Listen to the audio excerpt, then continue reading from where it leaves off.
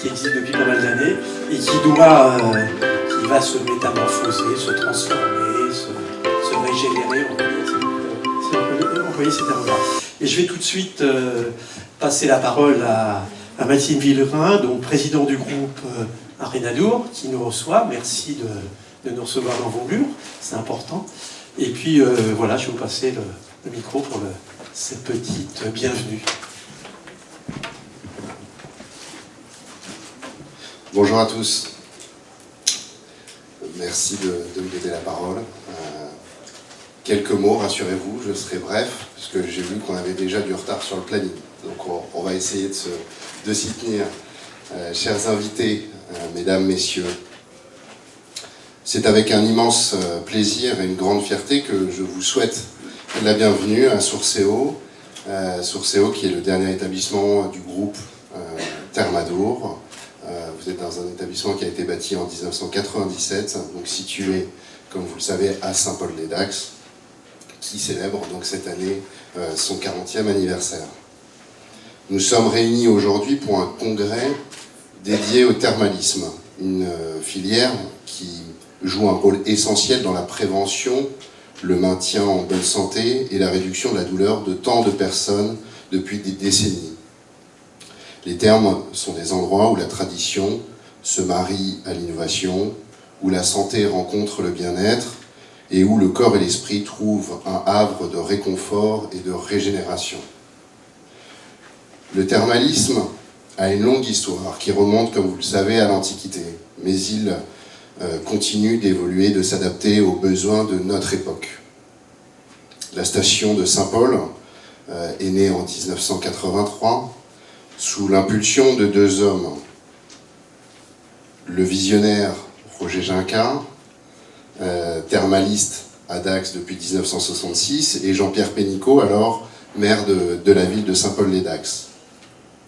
Bien sûr, je ne peux pas ne pas citer Gilbert Contens, qui, reprenant le flambeau de Roger Ginca, a développé l'offre thermale et a permis à Saint-Paul-les-Dax de devenir une station renommée pour les patients atteints de deux pathologies, rhumatismales et phlébologiques. En 40 ans, Thermadour n'a cessé d'offrir des soins de qualité grâce à des équipes qui sont bien sûr professionnelles, qualifiées, formées aux pathologies chroniques, tout en promouvant la recherche, l'innovation dans le domaine du thermalisme.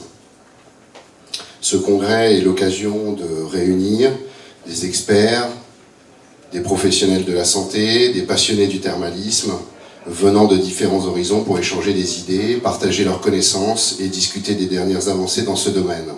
Nous sommes honorés de vous accueillir ici aujourd'hui, car votre présence témoigne de l'importance du thermalisme dans la promotion de la santé.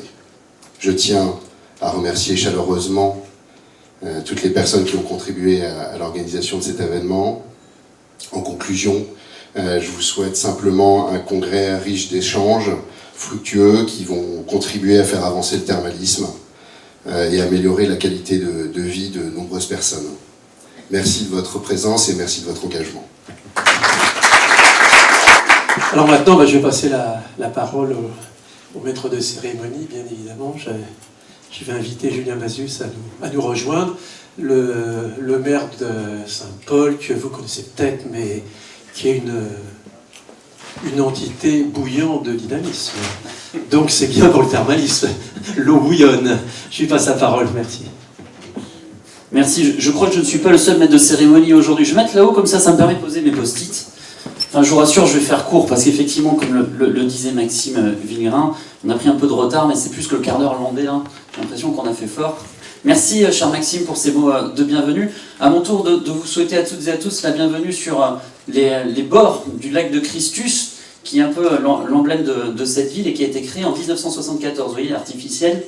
Juste avant la station thermale, puisqu'à l'époque, et Kevin Lossu va nous retracer ces moments-là, c'est notre historien de l'art. Je crois qu'on va passer un bon moment, un quart d'heure, vraiment avec Kevin Lossu. Il y avait Henri Lavielle également, qui était le député maire à l'époque de Saint-Paul-et-Dax et président du conseil général, qui a donné cette impulsion pour le thermalisme. J'en dirais juste un petit mot. Juste pour saluer la présence de nos élus locaux, les élus saint-paulois. Je crois que le président du Grand Dax va nous rendre visite également dans la journée. Saluer nos conseillers départementaux, Sylvie Péducas, qui est en charge du thermalisme, également pour le conseil départemental. Saluer les élus régionaux. J'ai eu ma collègue Françoise Ménard de Saint-Jean-d'Angély, que je félicite. Elle est là, avec sa ville et ses équipes pour avoir obtenu l'agrément, le fameux agrément thermal, il y a peu, et qui va être porteur de beaux projets à l'avenir. Oui, parce que effectivement, je suis maire de Saint-Paul-et-Dax, mais également conseiller régional de Nouvelle-Aquitaine délégué au thermalisme. Nos 15 stations et 28 établissements thermaux qui vont de la vallée d'Ossau jusqu'aux confins de la Creuse. On pourrait le dire comme ça. Nous aurons également l'honneur de la visite de monsieur le sous-préfet cet après-midi. Je salue également les représentants de notre secteur à l'échelle nationale. Merci Thierry d'être avec nous aujourd'hui. Jean-François Béraud va nous rejoindre dans quelques instants. Je salue également la présence de monsieur le député Vincent Brul, qui pilote le groupe thermal à l'Assemblée nationale. Merci d'être avec nous, en voisin en plus, ce matin. Et grand connaisseur du monde thermal, puisqu'ancien maire de Cambo-les-Bains. Merci de cette présence. Et puis je vous salue toutes et tous. Il y a notre collègue également qui vient de Savoie. Vous voyez, on vient de loin aujourd'hui pour ce colloque parce que je crois que le thème intéresse en fait. Et ça fait partie effectivement de l'avenir du thermalisme. Je remercie également Jean-Yves Trévian, notre élu délégué au développement économique, qui a mis toute son énergie dans l'organisation, je ne le vois pas, il est parti chercher Jean-François Béraud, dans l'organisation de ce colloque. Bien évidemment, remercier Maxime Vigrin, Marianne Herreria et toutes les équipes de Thermadour, qui sont toujours extraordinaires lorsqu'on les sollicite pour organiser différents événements, car effectivement, Maxime le rappelait, ce sont les 40 ans de la station thermale. Depuis le mois de janvier, nous organisons toute une série d'événements, ça va durer jusqu'à la fin de l'année, car le thermalisme n'est même pas forcément connu de nos habitants. Je ne sais pas comment c'est ailleurs, mais pour les scolaires, c'est toujours une découverte incroyable que d'aller voir la boue, que d'aller voir les bains, et puis également pour nombre de concitoyens qui ne savent pas qu'on peut faire des cures, même du court séjour, 3 jours, de la remise en forme, faire des cures du soir, tout ce genre de choses-là, et ça fait partie des défis que l'on doit relever. Je remercie également l'officier du thermalisme qui nous accompagne dans ce colloque aujourd'hui. Alors, Saint-Paul-et-Dax, effectivement une histoire récente, 40 ans, mais qui remonte bien au-delà, puisque nous avons retrouvé l'an dernier encore une villa romaine de 2000 m² dans lesquelles il y avait déjà des thermes à l'époque. Alors, ça n'est pas comme nos voisins de Dax où l'eau est affleurante. Chez nous, il faut aller chercher profond, jusqu'à 1700 mètres de profondeur, puisque la nappe fait un coude, en fait, sous la Dour, ce qui explique cette différence entre nos deux villes. Mais ça remonte bien à l'Antiquité, et on cherchait du pétrole dans les années 50. Finalement, c'est de l'eau chaude qu'on a trouvée, ce qui a permis de faire héberger cette station thermale sous l'impulsion d'Henri Arviel, Jean-Pierre Pénicaud, le député maire, et puis Roger Ginca, que certains ont dit qu'ils avaient connu, avec Gilbert Pontins dans la continuité, puis aujourd'hui le groupe Thermadour. Saint-Paul-et-Dax, ce sont 3 établissements thermaux. Ça a commencé avec l'hôtel du Lac derrière et les thermes de Christus, où ont dormi certains cette nuit, puis les Chênes et Sourcéo, juste à côté, qui est un des fleurons néo-aquitains, notamment en termes de bien-être, et de tous ces bassins de remise en forme qui plaisent beaucoup aux sportifs, et je crois qu'on va en parler aujourd'hui. Saint-Paul, c'est aujourd'hui la 10e ville thermale de France, rhumatologie, phlébologie, et puis depuis cette année en régime de croisière, les traitements post-cancer du sein. Il fait partie des 3 stations qui traitent cette pathologie, enfin pas forcément une pathologie aujourd'hui, mais du moins qui dispensent ces traitements. Sur le premier territoire thermal de France, puisqu'avec la ville de Dax, nous sommes la première destination thermale de France, dans le premier département thermal de France aussi, que sont les Landes. Il y a juste la région de Nouvelle-Aquitaine, nous sommes second. Mais derrière, nos concurrents est néanmoins amis d'Occitanie, mais on y travaille, puisque la région de Nouvelle-Aquitaine a encore gagné des parts de marché. Et on le disait, il y a un vrai dynamisme derrière la région aujourd'hui. En plus, nous avons de nouvelles stations, alors ça va nous aider. Pour accompagner tout ceci, vous le savez, le thermalisme est vraiment à la croisée des chemins, dans une période post-Covid où nous avons beaucoup souffert. Et puis vraiment, nous sommes dans un monde en transition, où la relation à l'eau n'est plus la même, où nous avons encore, y compris au Parlement, des interrogations sur l'avenir et le remboursement du thermalisme, se pose la question de la transition écologique, énergétique, etc. Le thermalisme, pour nous, c'est essentiellement de l'emploi sur les territoires ruraux, de l'aménagement du territoire, mais c'est aussi l'enjeu de la formation, du développement économique, de la santé, bien évidemment. La région Nouvelle-Aquitaine est la seule région de France où le thermalisme est rattaché à la santé et non au tourisme, parce que ça, c'est une impulsion forte que l'on souhaite donner avec le président Alain Rousset, et ma vice-présidente Françoise Janson, qui malheureusement a une urgence et ne peut pas se joindre à nous aujourd'hui. Donc c'est effectivement cet axe de la santé. Et pour répondre à l'ensemble de ces défis, y compris la recherche, l'innovation, nous avons adopté un plan thermal 2023-2028. Il a été adopté au mois de mars dernier, qui s'articule autour de 5 axes que beaucoup connaissent et que je vais résumer très rapidement. Le premier, c'est le maillage et la complémentarité de nos stations à l'échelle de la Nouvelle-Aquitaine. Marcher sur nos deux jambes. Jean-François n'est pas arrivé, mais je lui redirai tout à l'heure. Un thermalisme qui se porte bien, il fait à la fois de la santé et du bien-être. Et nous sommes relativement bien dotés ici en Nouvelle-Aquitaine, et à Saint-Paul-et-Dax en particulier. Mais effectivement, nous mettons l'accent sur la santé. Il faut qu'on valorise davantage les offres qui sont les nôtres dans nos stations. Rajeunir aussi l'image du thermalisme. Le deuxième axe, c'est autour du format de cure. Aujourd'hui, les cures conventionnelles, nous avons des recherches en cours ici sur le territoire pour le fractionnement, pour les courts séjours, pour dispenser de nouveaux traitements, la connexion monde sportif, et c'est ce qui va nous occuper aujourd'hui, la connexion à la silver economy également, et se poser la question de comment attirer de nouveaux patients, de nouveaux clients, y compris étrangers, dans nos stations, dans un modèle français qui est relativement atypique. Troisième axe, c'est la connexion à Néoterra, cette feuille de route de la Nouvelle-Aquitaine sur la transition écologique et énergétique, autour de la préservation de la ressource, c'est notre richesse, nos eaux, nos boues, nos argiles, et puis le retour à la nature, ô combien important. C'est aussi vraiment des établissements d'excellence en termes de gestion énergétique, comment mieux utiliser les calories contenues dans notre eau, puisque en Nouvelle-Aquitaine, nous n'avons quasiment que des eaux chaudes, même si ce n'est pas partout le cas. Et en plus, on s'est lancé un défi qui est d'éliminer le plastique de nos établissements à l'horizon 2028. Et là, pour le coup, je pensais que Maxime nous en aurait dit un mot, mais quand même, Thermador est en fer de lance aujourd'hui, puisque les établissements testent à grande échelle le remplacement de nos draps plastiques dans les soins avec des draps en fécule de pommes de terre, qui sont extrêmement prometteurs. Et puis, c'est la responsabilité sociétale et environnementale de nos entreprises. Le quatrième axe, c'est l'enjeu de l'emploi et la formation. Gérer la pénurie médicale, les kinés, pareil, il y a des réflexions en cours, les agents thermaux, comment déployer la formation de proximité également dans nos différentes stations. Et puis dernier point, l'innovation, la recherche sous toutes ses formes. Le président Alain Rousset a même lancé en mai 2022, lors des assises de Jonzac, cette idée de créer une chaire thermale pour pouvoir catalyser la recherche de manière aussi un peu indépendante avec un regard universitaire. Catalyser la recherche opérationnelle, puisque nous avons besoin de ça. Et le numérique, également Thomas Hélin nous en dira un mot, puisque le cluster Aqui-Therme travaille sur la première application dédiée au thermalisme, j'en dis pas plus. Ce qui est important, c'est de pouvoir avancer pas à pas, comme on peut le faire dans d'autres secteurs. Nous croyons beaucoup dans cette logique de démonstrateur. Plutôt que de tenter des grandes initiatives, mieux vaut tester ces notions de pilote à petite échelle pour pouvoir essayer de les développer et les catalyser. On s'appuie là aussi sur nos pépites néo-aquitaines. Nous avons la chance d'avoir le dernier hôpital thermal de France sur le territoire, à Dax. La chance d'avoir également l'Institut du thermalisme, situé lui aussi à Dax, focalisé sur la recherche et le développement. Et puis on a un cluster néo-aquitain, là aussi assez unique en France, qui est Aqui-Therme. Ils vont nous parler rapidement de leurs travaux après. Ces trois fleurons, ces trois pépites, j'insiste vraiment, c'est assez unique sur le territoire national, sont majoritairement soutenus aujourd'hui par les pouvoirs publics.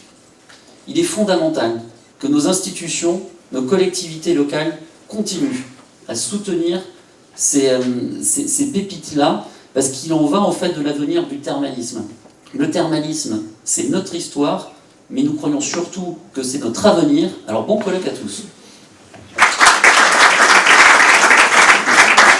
Kevin Lossu, je vous le présente, historien de l'art, Saint-Paul-les-Dax, chargé de la mission de l'inventaire du patrimoine à Saint-Paul, qui va nous dresser un peu, qui va nous parler de Saint-Paul, ville thermale et ville de patrimoine. Voilà, je lui passe la parole. Merci. Je vous remercie, c'est un immense plaisir pour moi de pouvoir évoquer cette question du patrimoine dans un congrès thermal, avec quand même une problématique qui est assez triviale pour nous, puisqu'on a une station thermale qui a seulement 40 ans, elle est très jeune, et je vais vous parler de patrimoine. Dans l'inconscient général, le patrimoine, c'est déjà l'ancienneté, c'est plus de 100 ans dans l'esprit de beaucoup de personnes, Eh bien, je vais arriver à vous démontrer à travers cet exposé que cette station, justement, elle a réussi à se distinguer, mais justement par la modernité et par la question notamment de l'architecture, une architecture qui va notamment faire la part belle à la référence antique, on l'a évoqué, et qui encore aujourd'hui, finalement, est amenée à encore envisager de nouvelles transformations. Et on va constituer finalement le patrimoine de demain à travers les établissements et les ouvrages que je vais vous présenter. Pour commencer cet exposé, je voudrais déjà dans un premier temps pouvoir être amené à évoquer cette villa antique qui a été trouvée sur la commune à l'occasion de fouilles et qui nous permet pour la première fois de camper le décor d'un thermalisme antique privé. Nous sommes là sur un équipement thermal qui a été retrouvé dans une villa tout à fait spacieuse, 2500 mètres carrés, et la partie réservée à l'établissement thermal balnéaire privé, il fait à peu près 300 mètres carrés. Je vous montre le site de l'Estrie, puisque c'est là qu'a été trouvée cette villa antique, exactement ici, sur ce terrain. Rien ne laissait supposer, a priori, qu'une très belle villa, une villa palatiale, un ensemble en tout cas construit entre le 1er et le 2e siècle de notre ère, et puis voir le jour sur les hauteurs, ici de cette colline, face aux Pyrénées, face à l'Adour, un très joli site qui voit à la fois une habitation, comme c'est le cas dans l'Antiquité romaine, et un domaine agricole associé. Mais nous, ce qui va nous intéresser, bien sûr, c'est la partie thermale. Voici à quoi ressemblait le site au moment des fouilles, et c'est pour nous une indication très intéressante, car dans le Grand Dax, qui est un territoire évidemment éminemment marqué par la présence romaine et l'Antiquité liée vers le thermalisme, eh bien, il nous manquait encore la preuve de l'existence d'une villa dans laquelle se trouvait ce qu'on appelle un balnéaire antique. Alors, voici le plan de cette maison. L'établissement thermal, la partie en tout cas réservée aux bains de cette maison, se trouve sur le côté qui regarde à l'ouest, et vous avez là quelques fragments des canalisations qui permettaient la défuite de ces eaux. C'est une découverte très intéressante parce que non seulement il s'agit d'une des plus grandes villas gallo-romaines qui étaient trouvées dans les Landes, on en compte à peu près une grande vingtaine, mais surtout c'était la première fois qu'on avait un établissement thermal dans le Grand Dax de cette dimension-là. Donc c'est une découverte considérable qui nous permet de faire remonter la chronologie, en tout cas de l'utilisation d'eau à des usages ludiques et hygiéniques déjà depuis l'Antiquité, soit 2000 ans. Je vous montre les vestiges de ces salles. Alors il y a deux types de structures dans ces fondations. Il y a tout d'abord ici tout le chauffage qui est réalisé par ce système d'évent qui permettait tout simplement de réchauffer le sol et d'avoir un pavement comme ça chaud et donc de développer une chaleur sèche dans une pièce dans laquelle on venait se déshabiller notamment. L'autre partie, évidemment, associée à l'univers des thermes antiques, c'est évidemment le chauffage par hypocaustes. C'est-à-dire dans les sous-sols, vous avez ici tout ce système de pilettes qui permet à l'air chaud, justement, de venir chauffer cette fois-ci des bassins. Et il y a là vraiment des indications archéologiques pour nous qui vont être extrêmement précieuses. Il faut savoir que les recherches que je vous montre ici, elles font encore l'objet d'études. Les travaux n'ont pas encore été publiés, puisqu'il faut encore... on a un domaine de 2 ans pour pouvoir donner les conclusions de cette étude, mais on sait d'ores et déjà qu'elles vont amener à réviser, en tout cas à apporter, à compléter considérablement la connaissance sur le domaine thermal. Je vous montre ici une restitution de cette maison pour que vous puissiez vous représenter le cadre de cette habitation, cadre assez pittoresque, on peut en juger, avec des vignes tout autour, et une pièce centrale qui regarde au sud et qui servait ici notamment à faire des banquets. Alors, deuxième étape pour nous, et évoquer le patrimoine, c'est aussi faire le lien avec le thermalisme qui va naître dans la région grandacoise, et notamment, bien évidemment, à Dax. Il nous faut remonter un petit peu le temps, et on va être ici au Second Empire, à une époque où l'empereur va amener la voie ferrée, le chemin de fer, pour rallier notamment Arcachon dans un premier temps, station de bord de mer, et ensuite Biarritz avec la cour. Or, Dax va se trouver sur ce parcours et l'impératrice Eugénie va inaugurer dans les années 1850 la gare de Dax, ce qui va permettre notamment d'envisager une toute nouvelle destinée thermale à cette ville. C'est véritablement dans les années 1870 que Dax va commencer à expérimenter un thermalisme médical. Non pas qu'il n'y avait pas de thermalisme auparavant, il était réalisé depuis l'Antiquité. Pline l'Ancien faisait déjà l'éloge de ces eaux qu'on trouve chaudes, froides et tempérées en tout point de la ville. Là, à partir de cette époque-là, c'est vraiment un accompagnement thérapeutique. On a des expérimentations. Le territoire Grand Aqua, parce que ça évoque aussi les termes de Tercis, on pourrait évoquer Préchac, Saubus, sont autant, Gamard aussi, sont autant d'établissements dans lesquels on va expérimenter des équipements, on va créer, on va chaque année à l'Académie des sciences de Paris, surtout l'Académie de médecine, présenter des travaux universitaires qui sont réalisés dans ces établissements hollandais. Ça va donner lieu à la création de très beaux hôtels. Et cette architecture qui va être aussi liée à l'orientalisme, qui va nous faire voyager du côté du Maghreb jusqu'à l'Égypte et même jusqu'en Inde, va marquer profondément l'architecture de ces établissements thermaux. Et par ricochet, ça va avoir une incidence dans la manière de bâtir, et notamment de bâtir les villas. Je vous montre quelques vues justement de cette gare de Dax qui va avoir défilé tout un parterre de convalescents, mais également parmi eux aussi, puisque c'est une des spécificités des villes d'eau, on n'y vient pas que pour prendre les eaux, on y vient aussi pour des mondanités. C'est un lieu évidemment dans lequel aussi se jouent des fois des questions diplomatiques et où l'on a le plaisir justement de se montrer et de voir aussi tous les équipements nouveaux qui sont inaugurés d'année en année. Et vous avez ici un instantané qui vous montre sur le pont de Dax le casino qui vient d'être construit en 1894. Alors ce qui m'amène justement, le voici ce casino, ce qui m'amène à faire une transition avec Saint-Paul, car cette influence balnéaire thermale qui touche la station d'Aquoise, elle va avoir vraiment un écho sur toute l'agglomération à travers des architectes qui vont s'inspirer de ces maisons qui sont à l'origine plutôt aussi liées vers les villas de bord de mer, comme on a à Bayonne, à Biarritz, à Arcachon, et qu'on va retrouver du coup dans les terres. Et si vous regardez l'architecture du casino de Dax, qui n'existe plus, il a brûlé en 1926-27, vous avez donc tout un ensemble d'équipements qui vont être réalisés sur la commune de Saint-Paul, qui vont avoir à cœur justement de s'inscrire dans ce courant balnéaire thermal. Ici, je vous montre le parc d'Abbesse, qui est un des grands châteaux que nous ayons sur la commune, avec l'un des plus somptueux parcs qui a été réalisé dans les Landes par une gloire vivante qui était Jules Vachereau, l'équivalent de Le Nôtre au XIXe siècle, et qui a réalisé là, ici notamment, je dirais, l'une de ses dernières œuvres au fait de sa connaissance. Et on a là un établissement qui, dans son jardin, qui est plus vaste d'ailleurs que celui d'Arnaga à Cambo, un programme en tout cas qui est d'un niveau intéressant de point de vue architectural.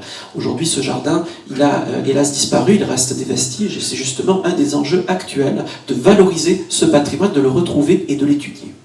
Je vous montre une autre villa très emblématique de la station, la villa Maria.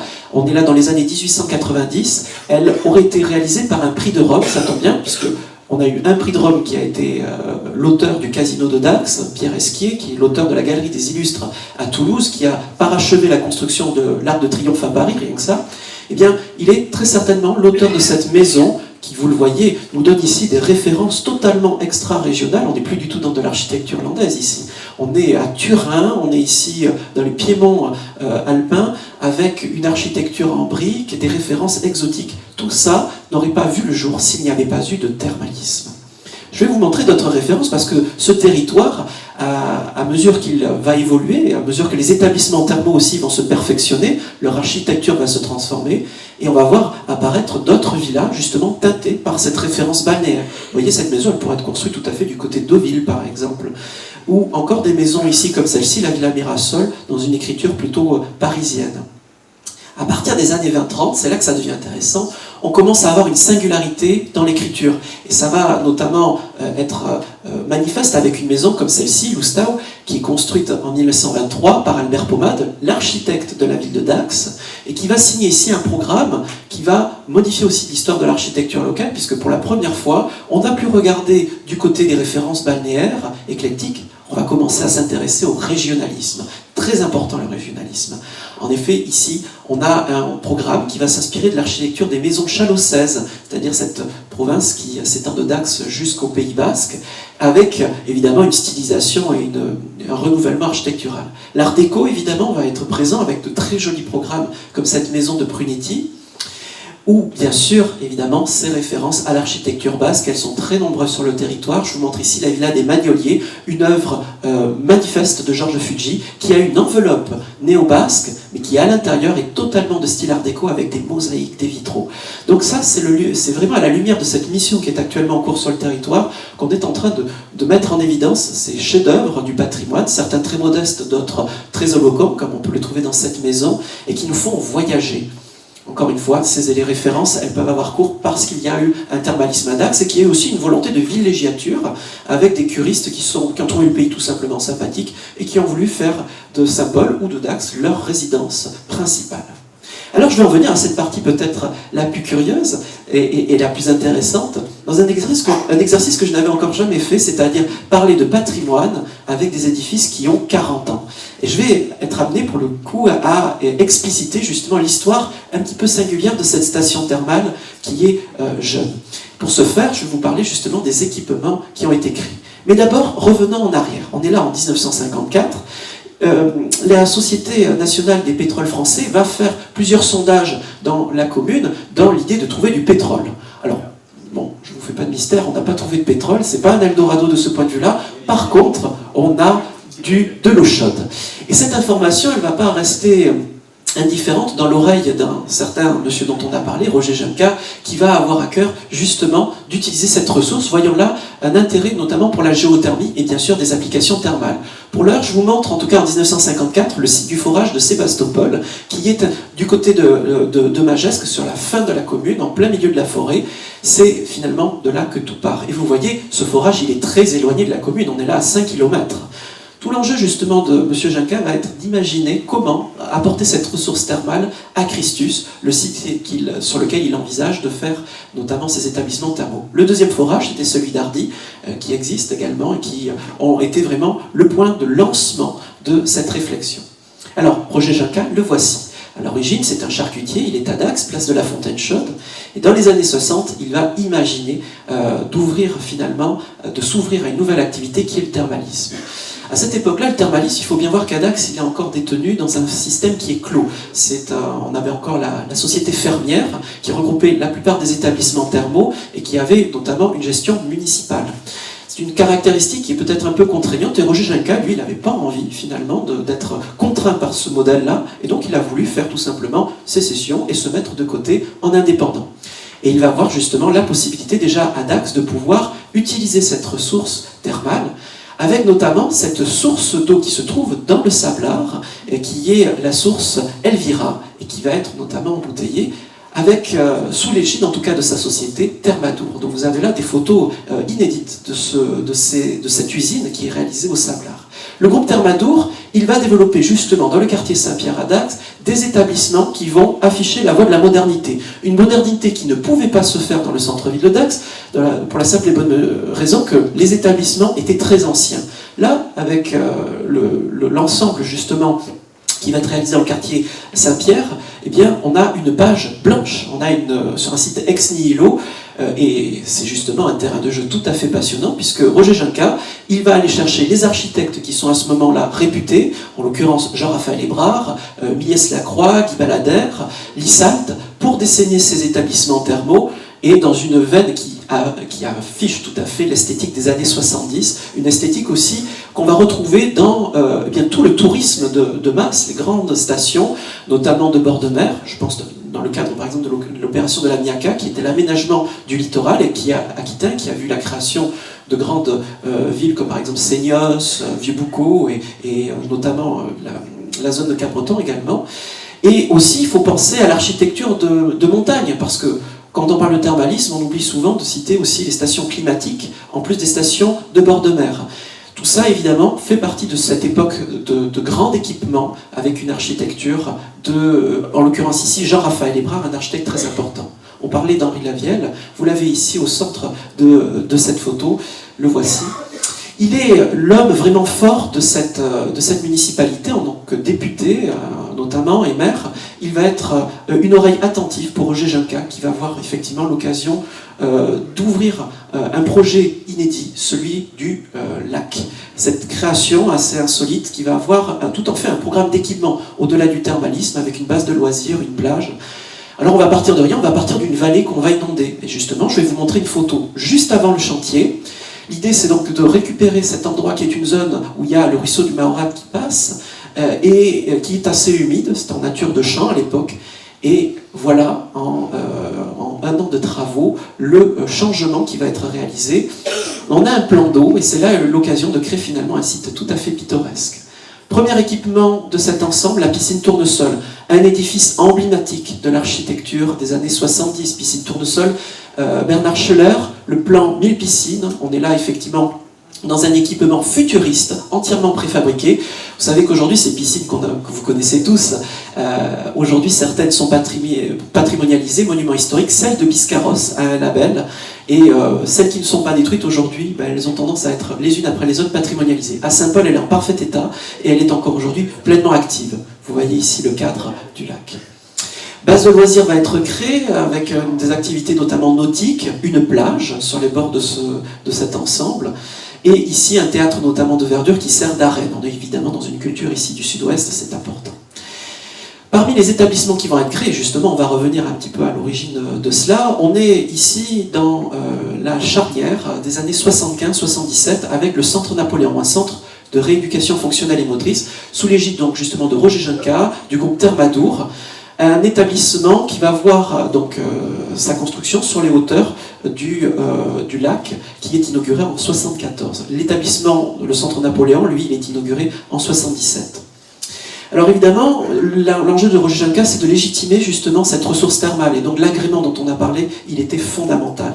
Ça intervient ici, donc le ministère de la Santé l'accorde en 1979, en tout cas cette exploitation des eaux minérales, et il va se produire donc une nouvelle ouverture dans le cadre de tous ces projets thermaux, puisque ça ouvre la voie à la création cette fois-ci de grands établissements thermaux. Entre-temps, M. Lavielle va décéder, c'est son successeur, son adjoint, qui va également devenir député et maire à sa place, Jean-Pierre Pénicaud, dont on a évoqué le nom. Jean-Pierre Pénicaud, il est dans la lignée d'Henri Lavielle, et il va poursuivre cet équipement. On arrive avec un projet qui est tout à fait extraordinaire. On est là en 1980, c'est le projet Caracalla, déjà par son nom qui évoque l'Antiquité romaine, un projet d'établissement thermal proposé donc par la société Thermadour, qui ressemble à un colisée et qui est construit tel qu'un colisée sur les hauteurs du lac. Ce sont des architectes parisiens qui ont proposé ce programme. C'était un petit peu trop somptueux, et puis un autre projet va voir le jour, il va être mis de côté, il va ressortir des placards quelques années plus tard. Ce qui va voir le jour à son emplacement, c'est le terme justement du lac, enfin l'hôtel du lac plus exactement, entre 1982 et 1983, date de son inauguration. On a là des architectes locaux, encore une fois, qui sont à l'œuvre, Dominique Ducoureau, La Passade, Montpezat, qui sont des architectes localement réputés. Une architecture qu'on va qualifier de post-constructiviste, c'est-à-dire post-moderne plus exactement, qui est là dans une réflexion de l'Antiquité, qui va être réduite ici à des éléments visuels, les colonnes, les arcades, les frontons, qui sont censés rappeler justement les termes antiques. Et avec un plan en X, qui rappelle aussi l'établissement thermal et l'hôtel du Splendide à Dax. C'est normal, Dominique Ducoureau, en fait, il est le successeur de l'architecte Prunetti qui a construit dans les années 20 l'hôtel Splendide. Donc il y a encore cette résurgence qui vient s'exprimer ici. Je vous montre quelques vues de ce chantier assez pharaonique à l'époque qui va délibérément annoncer l'ouverture au thermalisme moderne.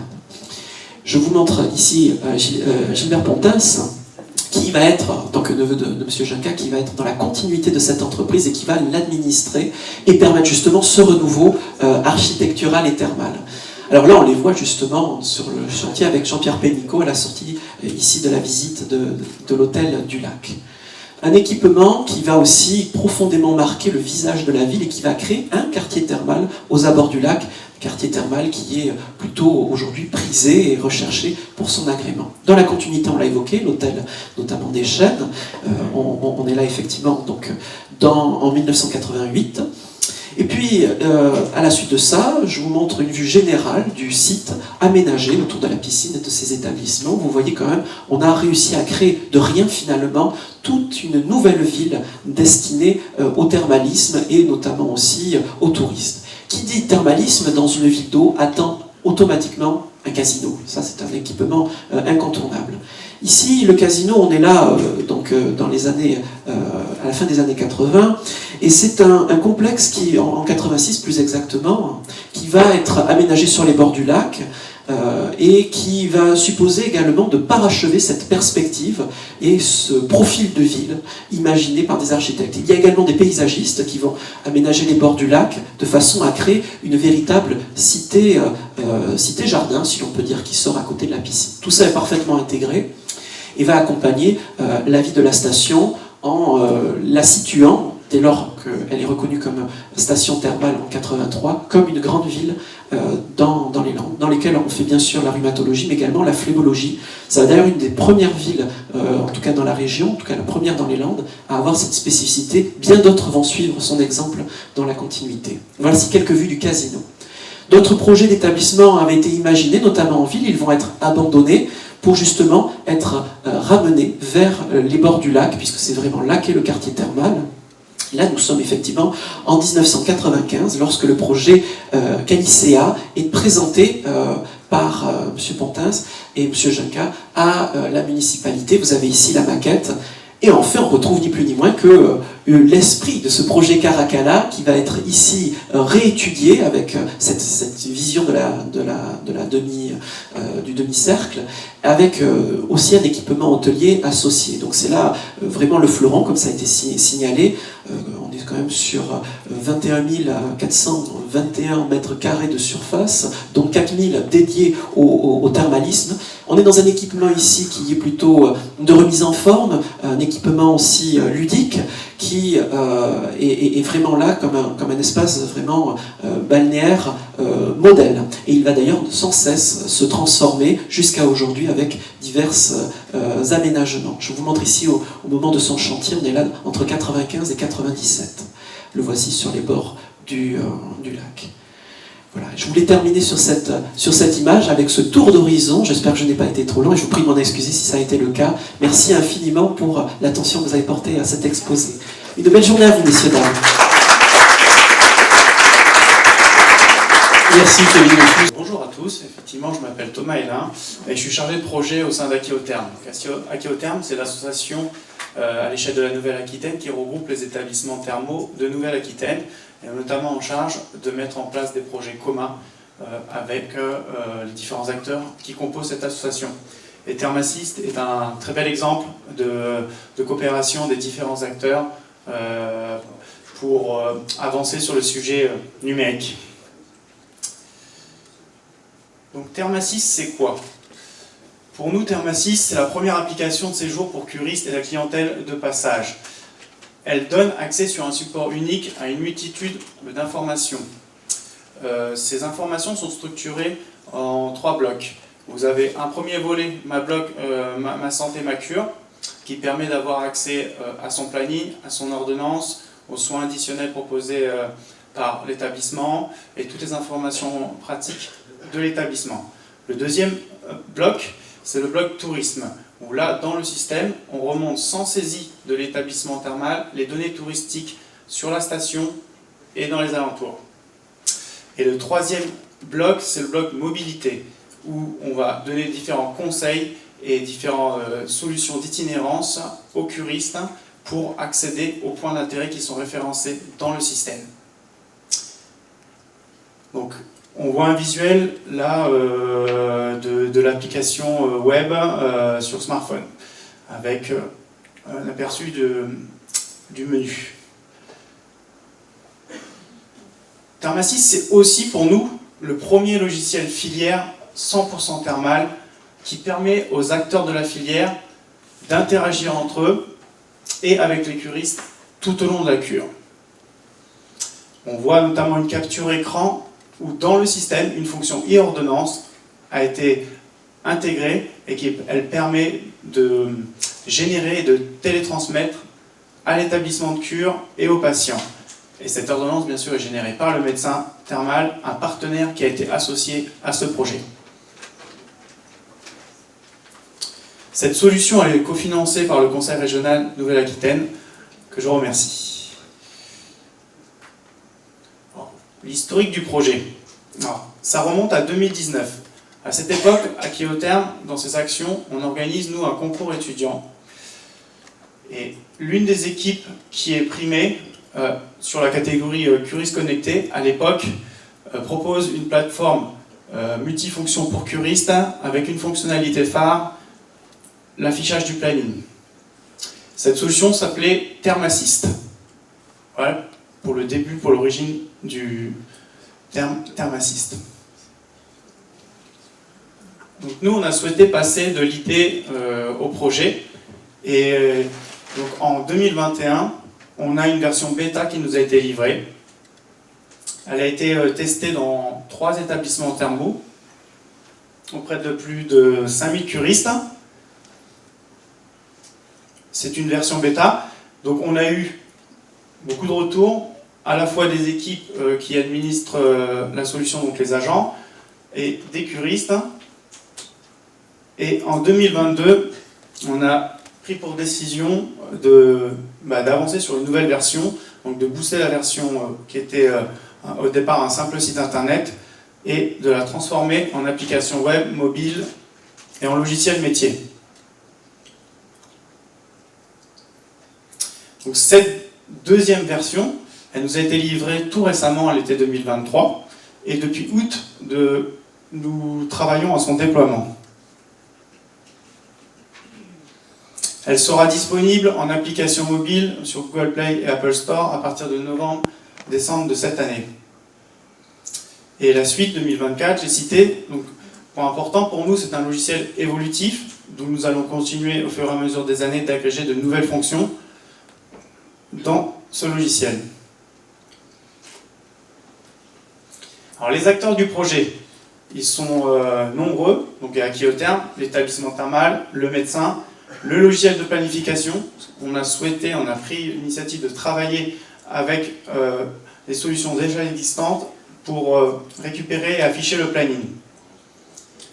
On a travaillé aussi avec les acteurs du tourisme, et bien sûr le dernier acteur c'est le curiste et la clientèle de passage. Clientèle de passage parce que l'application mobile, donc, qui sera disponible à partir de novembre, sera accessible en téléchargement à toute personne. Pour le fonctionnement. Aujourd'hui, c'est Kyotherm qui crée les comptes utilisateurs, établissements et médecins. Chacun dispose d'un back-office et on apporte une assistance.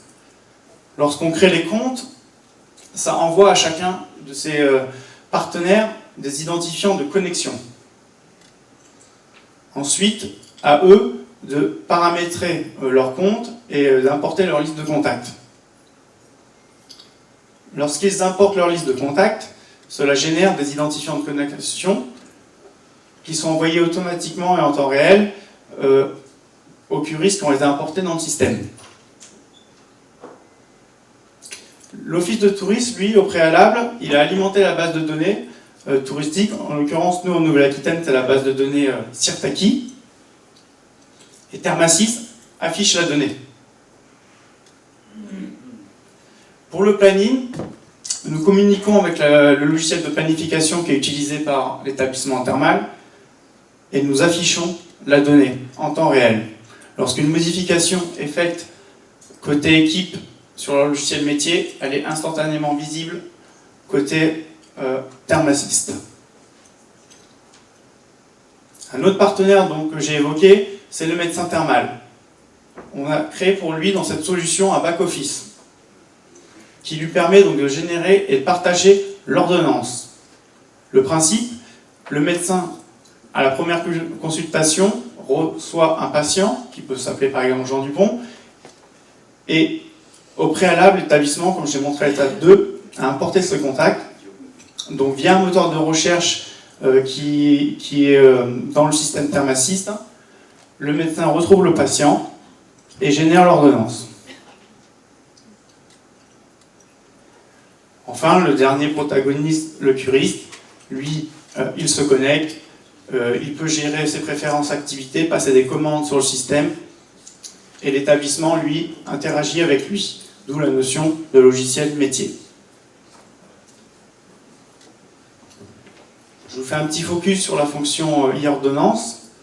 Donc, elle permet de générer et partager des ordonnances, de générer et partager des certificats médicaux aussi. Une spécificité dans la cure thermale, il peut y avoir des arrêts de cure, des ajouts d'orientation ou une suppression d'une orientation. Et tout ça, dans le système, on a automatisé les certificats pour permettre au médecin de gagner le plus de temps possible dans la génération de son ordonnance et à l'établissement, lui, une fois qu'elle est télétransmise, de travailler le plus rapidement possible dans l'organisation des soins. Le médecin donc, a la possibilité de modifier les ordonnances thermales à partir de l'ordonnance initiale. Ça, c'est souvent dans le cadre de la deuxième consultation. Dans le thème du colloque aussi, je cite, nous permettons aussi aux médecins de générer des ordonnances sport sur ordonnance. Donc toutes les activités qui s'inscrivent dans ce programme sport sur ordonnance remontent dans le système Thermassist, et le médecin, en complément de l'ordonnance qu'il génère, peut prescrire du sport sur ordonnance. Alors, les avantages pour nous de cette solution, donc, le curiste, il retrouve toute l'information sur un unique support. Et le deuxième avantage pour lui, c'est que cette solution est disponible en application mobile. Pour les établissements, donc c'est vraiment un outil différenciant pour eux, donc innovant, qui est moderne, qui leur permet de communiquer de manière différenciante. C'est entièrement personnalisable, que ce soit les fonctions qui sont utilisées et activées par l'établissement, les couleurs, comme j'ai pu citer dans la diapositive. Le planning, il est dématérialisé, mais on a aussi un système de notification qui permet d'informer les curistes de sa publication. Donc ce système, il est automatique. Donc là aussi, ça permet de faire gagner du temps aux équipes. La télétransmission des ordonnances, c'est une sécurisation du circuit de transmission pour l'établissement. À l'intérieur de ce système, on a intégré une fonction de planification et d'automatisation du protocole d'information. Donc 3 types de communication sont possibles pour l'établissement avec ce système, les emails, le SMS et la notification avec l'application mobile. Donc ça permet là encore aux équipes par l'automatisation de gagner du temps. Ils programment une information et le système, lui, l'envoie au fur et à mesure de la date d'arrivée du cure, date de sortie ou pendant la cure. Donc on est en mesure, par exemple, à J-4 avec ce système, d'automatiser une information et que cette information elle soit transmise à tous les curistes qui arrivent à J-4 de leur cure. Et on peut le faire pour n'importe quelle date. On a intégré une boutique click and collect aussi dans le système qui a pour but d'augmenter le panier moyen pour l'établissement. Le système il est intelligent, il permet aux établissements de mettre à jour leur base de données d'année en année. Lorsque un fichier est importé, il met automatiquement à jour des données passées. Il est facile d'administration et j'ai évoqué tout à l'heure pour la connexion au territoire, il y a toutes les données touristiques dans le système sans saisie d'établissement. Pour le médecin, c'est nouveau. Effectivement, aujourd'hui, l'ordonnance est remise en format papier.